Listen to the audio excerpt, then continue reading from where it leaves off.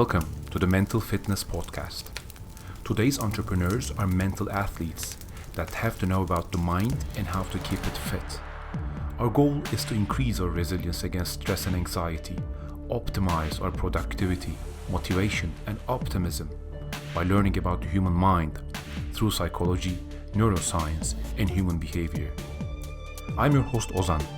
I'm a founder who has experienced the challenges of launching and growing a business and a keen student of human behavior over the last 15 years. I'll share with you what I know and learn.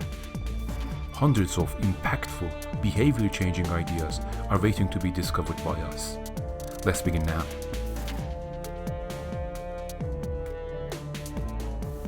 Hello and welcome to the next episode of the Mental Fitness Podcast for Entrepreneurs. I'm your host Ozan, and today we have some exciting ideas that I'd like to share with you. So, my revelation, it comes from ignoring contextual advice for a better well-being. You have to ignore contextual advice that is not a good fit to the specific temporal and geographical context that you're in. Let's talk about this in some more detail. The first thing we have to understand to push forward this idea is the recognition that we think in images, especially we imagine in images. Images of the future motivate us. This is one of the most frequently used tactics in professional coaching. It is to envision the future, the design, mentally design the best life you think you can accomplish, and think the details of what time do you get up, what do you do first when you get out of bed, how do you spend your day, what activities are you involved with, which people are you with, etc. So imagining and putting into images this future motivates us. But also what we imagine shapes what we expect future to look like. So it works in both directions. And as with many things, the definition of startup is not a static one. It is one of the most popular images of startups is that of the Silicon Valley tech giants like the Facebooks, Amazons, Googles, and so on.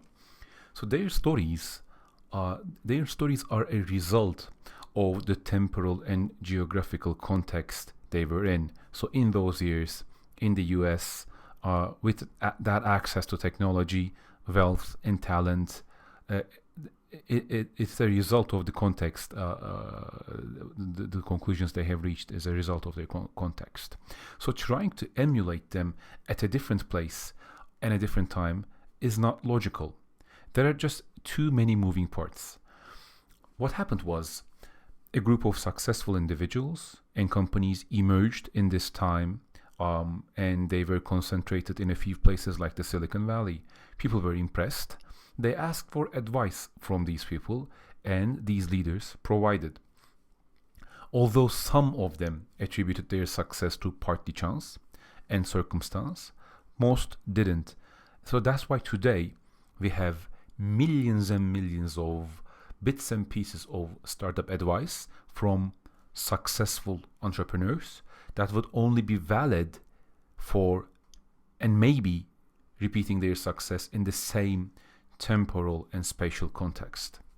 So there is a reason why Facebook, Microsoft, Google, Apple, Amazon, Tesla did not all come from India, for example. Or Turkey for that matter. And that reason is not that the Indian entrepreneurs didn't have the grit, the intelligence, the hard work, and the ambition to reach these results. In fact, we can probably say quite the opposite, that the top 100 Indian entrepreneurs are, by statistics, more individually skillful than the top 100 American entrepreneurs, simply due to the mathematics of the situation. While the US has a population of 330 million, India has 1.3 billion, so more than 4 times that of the US. So while India has population in its favor, the incentives for building a startup, a business, are very different. Access to education and talents to work in startups might be very different, or also not to mention the huge difference in work culture. What this means is outside of the very broad heuristics, the advice that comes from the best of the best in Silicon Valley should be taken with a grain of salt if you're an entrepreneur and trying to build a business or a startup in India, in Moscow, in Paris, in the UK for that matter. So startup advice is contextual. And this will bring us to our original point. Understanding this is important for your well-being, your mental fitness. But before I do that, let me share something personal. So I've had direct experience as an entrepreneur in two markets thus far, Turkey and the UK. So these two markets cover 90% of what I know and have built in the last 5 years. But what I learned about building a business comes at least 50% from US authors, thinkers, entrepreneurs, and businesses. So immediately you can see there's a mismatch here. 90% of my experience is not in the US, but at least 50% of what I've learned comes from people who've had experience building businesses, and lessons that have emerged from those experiences have found a way to my ears. So it was as if I believed there was a rule book. And I thought that it was my lack of ability to understand and follow that rulebook as the reason for some of the failures I had. Until I had perfectly realized the contextual nature of startup advice, I was in a way doubting my own abilities and blaming myself for not being as successful as I wanted to be. So precisely because of this, the discovery and understanding of the contextual nature of startup advice was a revelation for me. So going back to the original point, if you're trying to stick to a rulebook and that rulebook is not written for your very specific circumstance, and it is impossible that it can be, because even if you're at this very same location, time will have passed. A business needs to be built, it needs to be successful, or an entrepreneur needs to achieve some kind of success, learn from those experiences, and then turn them into content, books, podcasts, whatever, so you can consume and learn from those. But there's just a time delay, there's a lag there.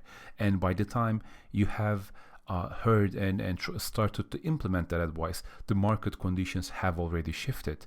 And this is like the dilemma of the age that we are in.